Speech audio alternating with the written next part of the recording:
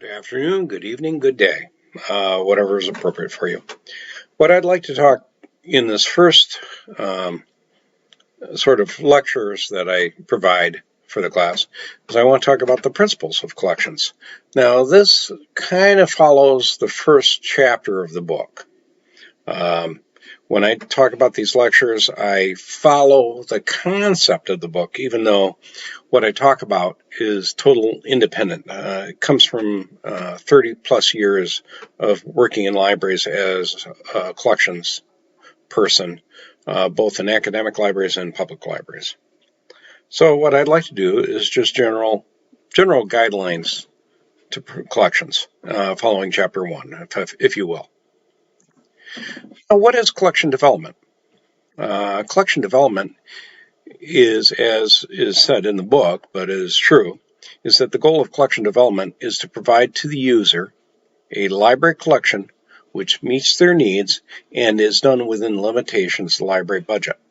It's relatively easy to provide books to the library, but what you got to do is you got to provide books that are not usable for you per se, but for the user of the library.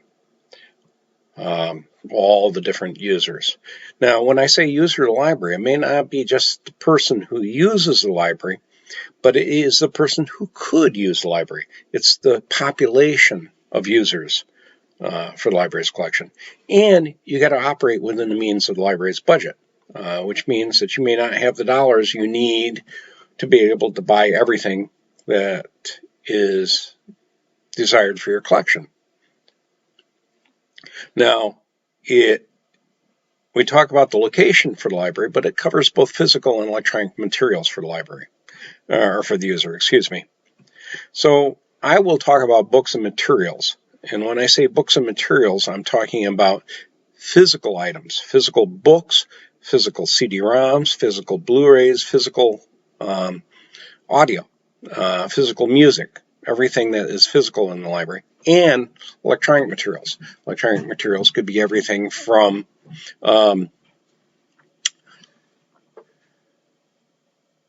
electronic books to electronic streaming, like video or audio streaming.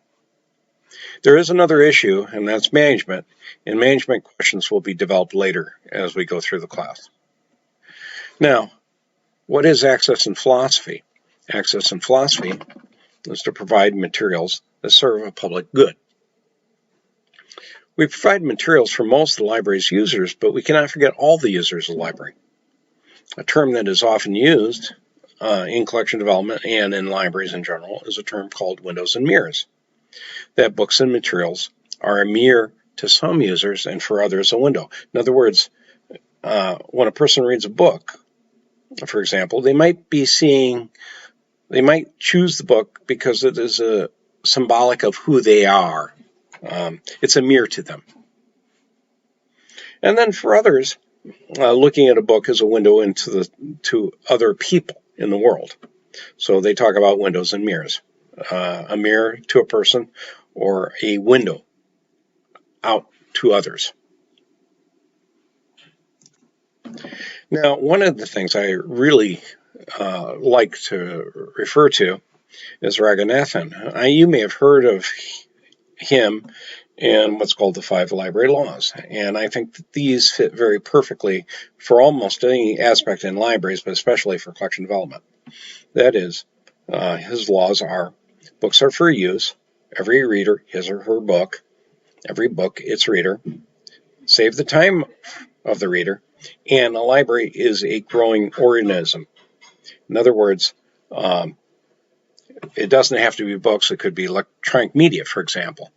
But the idea specifically for this class is you're looking at every reader his or her book, every book its reader, and the library is a growing organism. Now, the rationale is what's referred to as the integrated library system or the online public access catalog.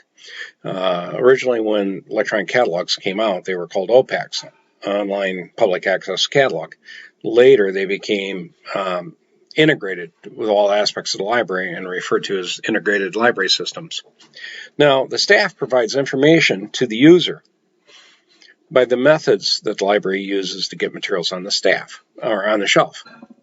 But what you got to look at with electronic services, electronic library services, is the library browsable?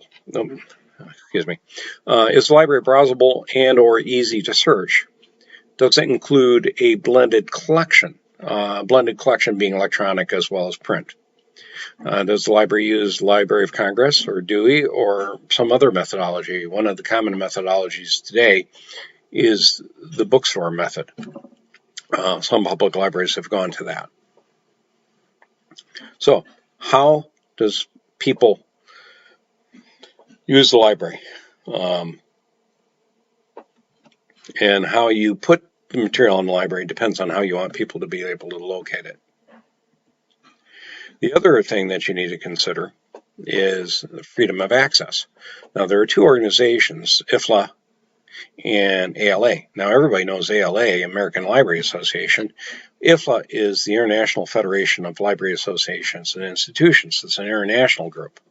But both organizations have the idea of Bill of Rights, that people have the right to read and get materials and borrow materials. And then there is the issue of the freedom to read or view documents.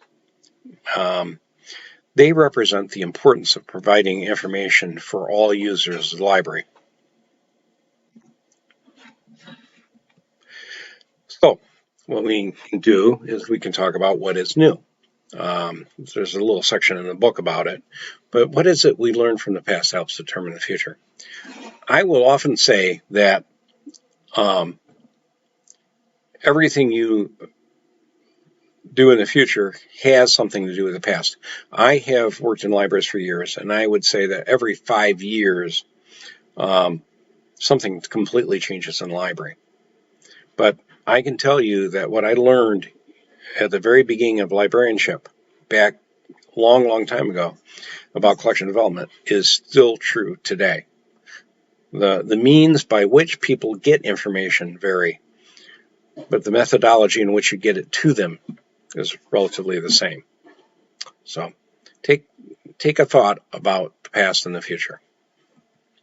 And again, any questions, you can email me or also remember the virtual office of the library, or the discussion page, excuse me. Thank you and have a good day.